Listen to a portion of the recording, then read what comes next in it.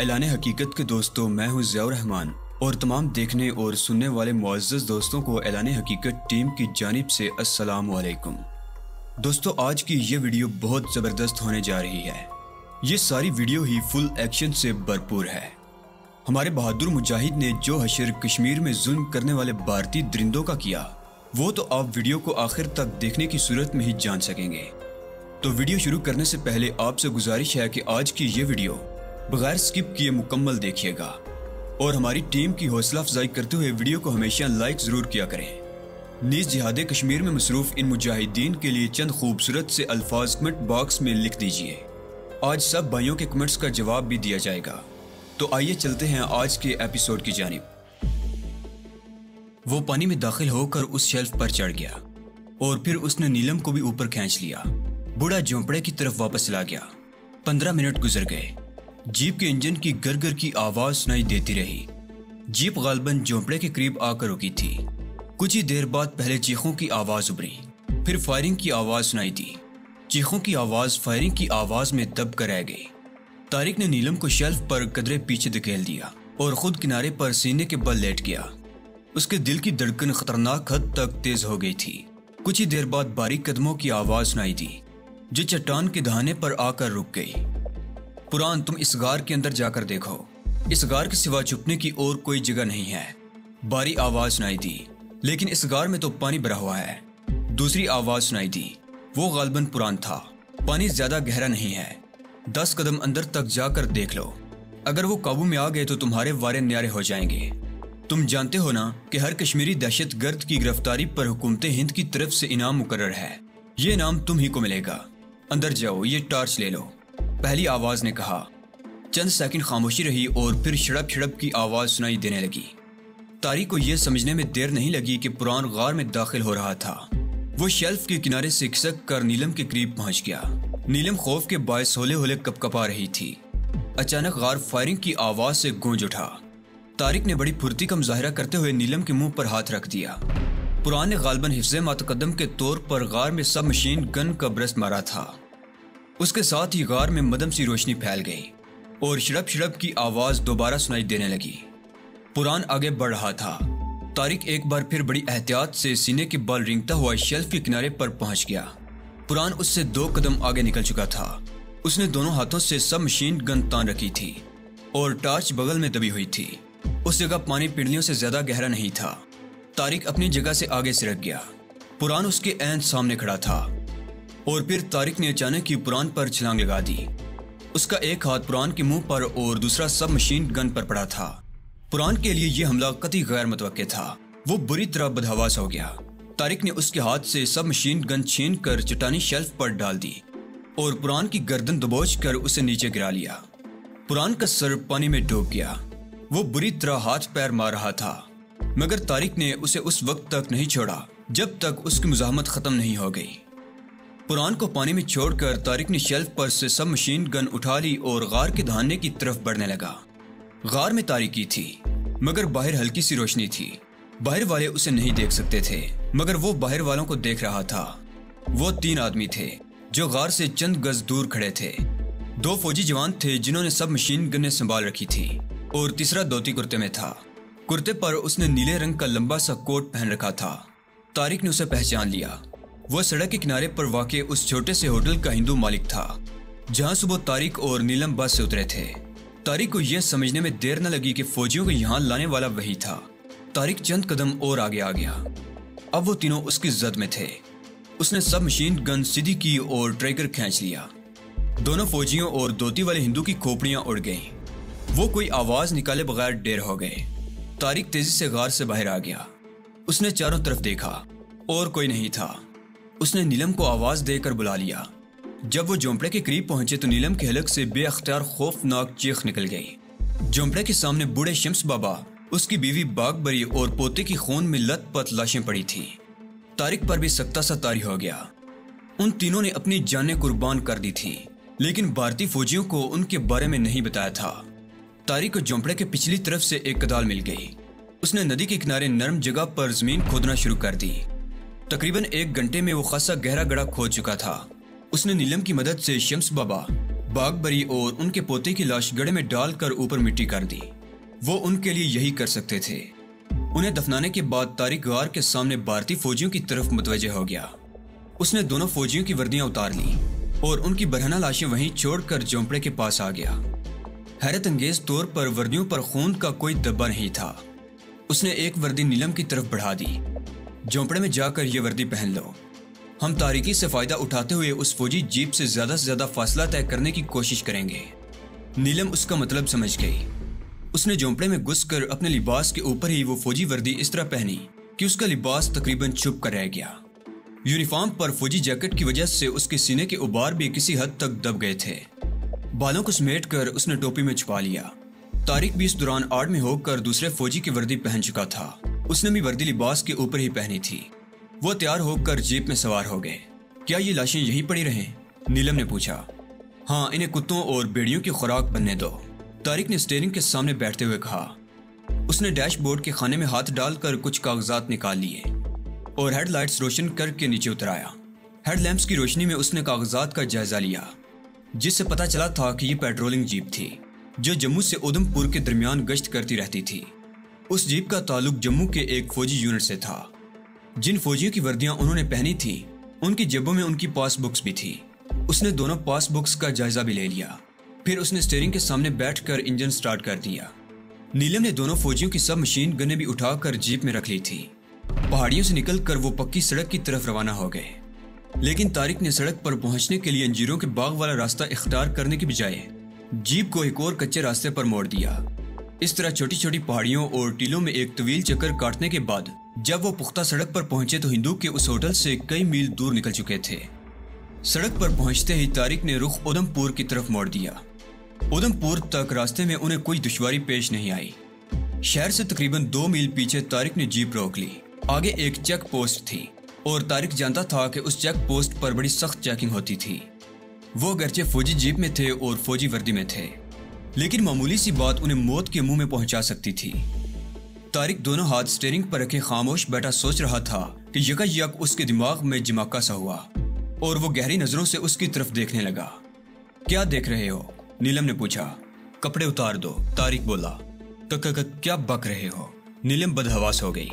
मेरा मतलब है ये फौजी वर्दी उतार दो। चेक पोस्ट से गुजरने की एक तरकीब मेरे जहन में आई है, इसके सिवा कोई चारा नहीं है, तारिक ने कहा।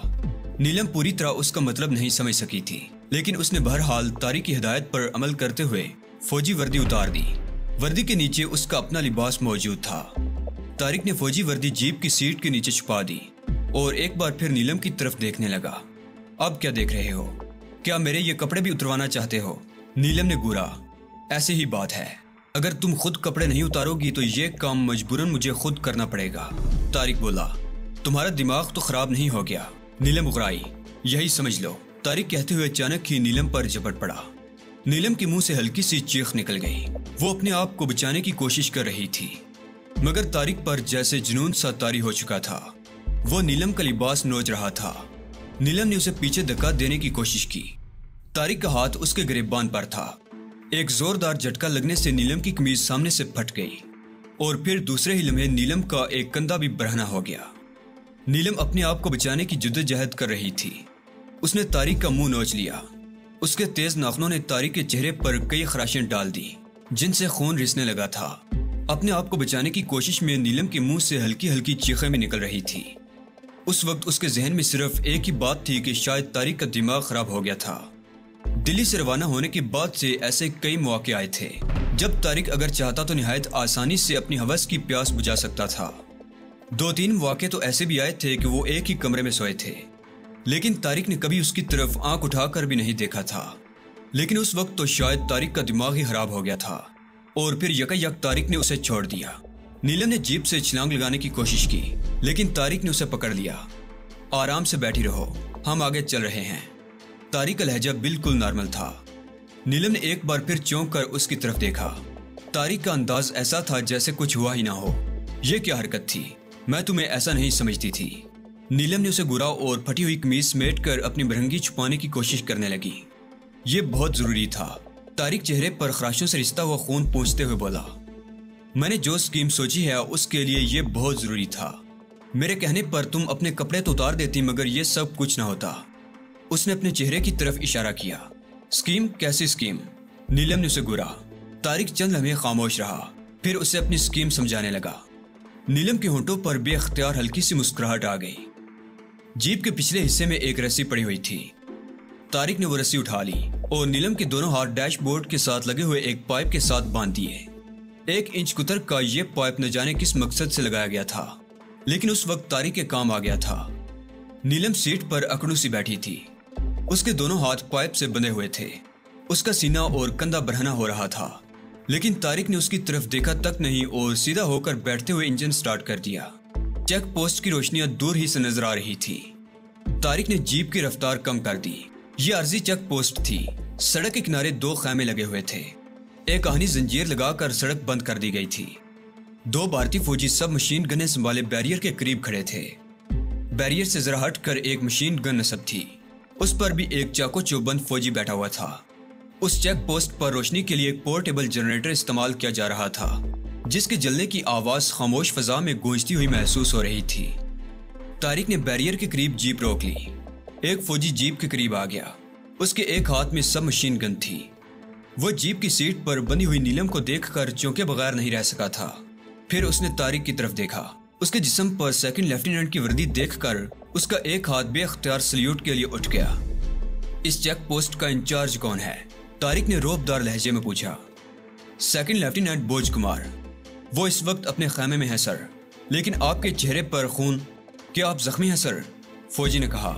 चेहरे पर मामूली सी खराशें हैं। तारिक ने जीप से उतरते हुए जवाब दिया। मुझे अपने ऑफिसर के पास ले चलो। उसने नीलम को भी खोल कर नीचे उतार लिया था। बल्बों की तेज रोशनी में नीलम के जिस्म के बरहना हिस्से कुंदन की तरह चमक रहे थे। आसपास खड़े हुए फौजियों की भूखी नजरें उस पर जमी हुई थी। तारिक नीलम को धक्के देता हुआ उस खैमे की तरफ ले गया जिसकी तरफ फौजी ने इशारा किया था। उस वक्त रात के 10 बज चुके थे। चेक पोस्ट पर मुतय्यन फौजी उस जीप को देखकर मुतमईन हो गए थे। मोर्चे में मशीन गन पर बैठा हुआ फौजी भी उठकर किसी तरफ चला गया था, जबकि दूसरे फौजियों ने भी अपनी राइफलें कंधों से लटका ली थी या एक तरफ रख दी थी। खैमे तक पहुंचते हुए तारिक सूरत हाल का अच्छी तरह जायजा ले चुका था। जब वो खैमे में दाखिल हुआ तो चेक पोस्ट का इंचार्ज अपने 2 जूनियर मातहतों के साथ बैठा शराब की चुस्कियां लेते हुए अपनी बहादुरी के किस्से सुना रहा था। तारिक और उसके साथ एक नीम बरहना औरत को देखकर वो चौंक गया। मैं सेकंड लेफ्टिनेंट करण सिंह हूँ। तारिक उसे कुछ कहने का मौका दिए बगैर बोल पड़ा। मेरा ताल्लुक जम्मू की डोगरा यूनिट से है।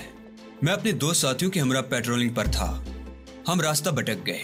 यहाँ से चंद मील दूर अचानक ही कश्मीरी दहशतगर्दों के एक गिरोह ने हम पर हमला कर दिया, जिससे मेरे दोनों मातहत हलाक हो गए।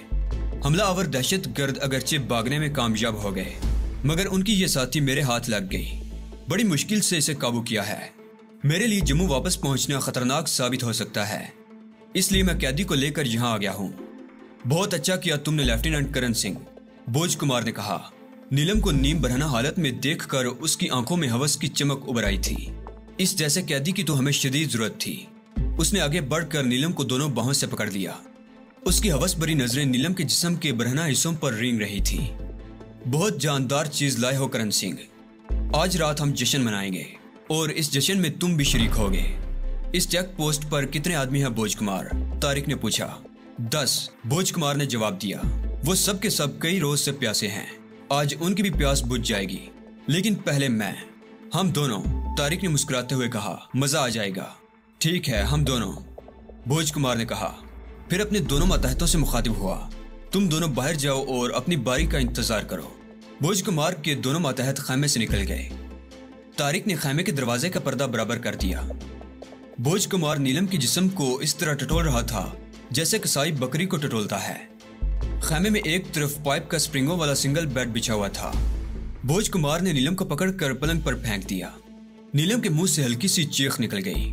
बोज कुमार कहका लगाते हुए उसकी तरफ बढ़ा। इस दौरान नीलम पलंग से उठ गई।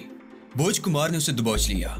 छोड़ दो मुझे कमीने, जलील, नीलम चीख रही थी। तारिक चंद लम्हे अपनी जगह पर खड़ा रहा, फिर आहिस्ता आहिस्ता बोज कुमार की तरफ बढ़ने लगा। नीलम की अब तक की चीखों पुकार ये तासुर देने के लिए काफी थी कि उसके साथ ज्यादती हो रही थी। तारिक ने आगे बढ़कर अचानक ही बोज कुमार को गर्दन से दबोच लिया। बोज कुमार इस सूरत हाल से गड़बड़ा गया। उसने अपने आप को छुड़ाने की कोशिश की, मगर तारिक की गिरफ्त सख्त से सख्त तर होती चली गई। नीलम एक तरफ खड़ी देख रही थी। चंद सेकंड बाद ही बोझ कुमार की जुबान लटक गई, आंखें हल्कों से उबल पड़ी। तारिक ने एक जोरदार झटका दिया, कड़क की हल्की सी आवाज उभरी। बोझ कुमार की गर्दन की हड्डी टूट गई थी। तारिक ने उसे मजीद कुछ देर तक दबोचे रखा, फिर पलंग पर फेंक दिया। खैमे में बोझ कुमार के जाती सामान के अलावा चंद मशीन गनें और एमुनिशन की 3 पेटियां भी रखी हुई थी। 2 पेटियों में सब मशीन गनों के मैगजीन थे और एक में हैंड ग्रेनेड भरे हुए थे। तारिक ने जैकेट की दोनों जेबों में 2-2 ग्रेनेड ठोंस लिए और एक सब मशीन गन उठा ली। इस दौरान नीलम भी एक सब मशीन गन उठा चुकी थी। तारिक ने खैमे के पर्दे से झांक कर देखा। कुछ फौजी एक जगह पर बैठे अपनी बारी का इंतजार कर रहे थे। 2 सड़क पर बैरियर के करीब खड़े थे। तारिक ने नीलम को इशारा किया। वो खैमे से निकलकर रेंगते हुए पिछली तरफ चले गए। दूसरे खैमे के ऊपर से घूमकर तारिक उस तरफ पहुंचने की कोशिश कर रहा था जहां रेत की बोरियों से बने हुए मोर्चों में भारी मशीन गन नस्ब थी। नीलम भी सब मशीन गन संभाले उसके साथ साथ रेंग रही थी। वो भी मोर्चे से 5 गज दूर थे कि एक फौजी ने नीलम को देख लिया। उसके साथ ही वो चीख उठा, अरे वो भाग रही है, पकड़ो उसे। इससे पहले कि दूसरे फौजी कुछ समझ सकते, तारिक और नीलम ने फायर खोल दिया। खामोश फजा फायरिंग की खौफनाक आवाज से गूंज उठी। उसके साथ ही चंद चीखें भी सुनाई दी थी। 2-3 फौजियों को संभलने का मौका मिल गया। उन्होंने भी फायरिंग शुरू कर दी। तारिक ने हैवी मशीन गन की तरफ छलांग लगा दी और फिर दूसरे ही लम्हे मशीन गन बिजली की तरह कड़कने लगी। तारिक मशीन गन को दाएं बाएं हरकत देते हुए फायर कर रहा था। मशीन गन का बेल्ट बड़ी तेजी से चल रहा था। इस दौरान नीलम भी उसके करीब पहुंच गई। नीलम ने तारिक की जैकेट की जेब से एक हैंड ग्रेनेड निकाला, दांतों से उसकी पिन खींची और हैंड ग्रेनेड पूरी कुव्वत से उस तरफ उछाल दिया जहां से उन पर फायरिंग हो रही थी। कान फाड़ देने वाला एक जोरदार धमाका हुआ और फायरिंग करने वालों के परखचे उड़ गए। तारिक ने एक हैंड ग्रेनेड खैमों की तरफ उछाल दिया। दूसरे खैमे में गालबन असलिहा बारूद भरा हुआ था। पे दर पे धमाके होने लगे। तारिक और नीलम रेत की बोरियों के पीछे दुबके रहे। आखिरकार धमाके बतदरीज कम होने लगे। नीलम भागो जीप की तरफ, वो अभी तक महफूज है, तारिक ने कहा। और फिर वो दोनों मोर्चे से निकलकर जीप की तरफ दौड़े। जीप सड़क के किनारे पर खड़ी थी। उससे जरा आगे चट्टानुमा एक बहुत बड़ा पत्थर था। जीप और खैमों के दरमियान अगर वो पत्थर ना होता तो जीप भी तबाह हो चुकी होती। तारिक ने स्टीयरिंग के सामने बैठते ही इंजन स्टार्ट कर दिया। नीलम भी उछलकर अगली सीट पर बैठ गई और जीप एक जोरदार झटके से आगे बढ़ गई। बैरियर से कई गज आगे जाने के बाद नीलम ने पीछे मुड़कर देखा। कैंप में आग के शोले बुलंद हो रहे थे और इक्का दुक्का धमाके अब भी हो रहे थे। मेरा ख्याल है कि उनमें से कोई भी नहीं बचा, सब के सब खत्म हो गए। नीलम ने उठते हुए शोलों की तरफ देखते हुए कहा, इन खून आशाम बेड़ियों को खत्म होना ही चाहिए था। तारिक ने कहते हुए नीलम की तरफ देखा।